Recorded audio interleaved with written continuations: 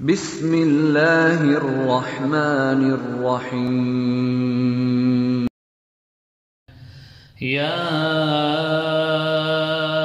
أيها المزمل قم الليل إلا قليلا نصفه أو انقص منه قليلا أو زد عليه ورتل القرآن ترتيلا إنا سنلقي عليك قولا ثقيلا إن ناشئة الليل هي أشد وطئا وأقوم قيلا إن لك في النهار سبحا طويلا واذكر اسم ربك وتبتل إليه تبتيلا رب المشرق والمغرب لا إله إلا هو فاتخذه وكيلا واصبر على ما يقولون واهجرهم هجرا جميلا وذرني والمكذبين أولي النعمة ومهلهم قليلا إن لدينا أنكالا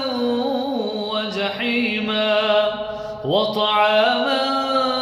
ذا غصة وعذابا أليما يوم ترجف الأرض والجبال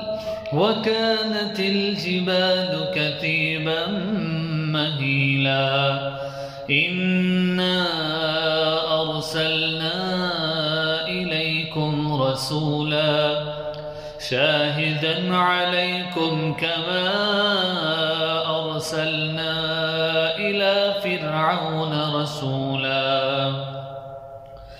فعصى فرعون الرسول فأخذناه أخذا وبيلا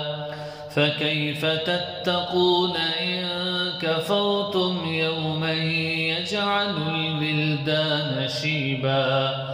السماء منفطر به كان وعده مفعولا إن هذه تذكرة فمن شاء اتخذ إلى ربه سبيلا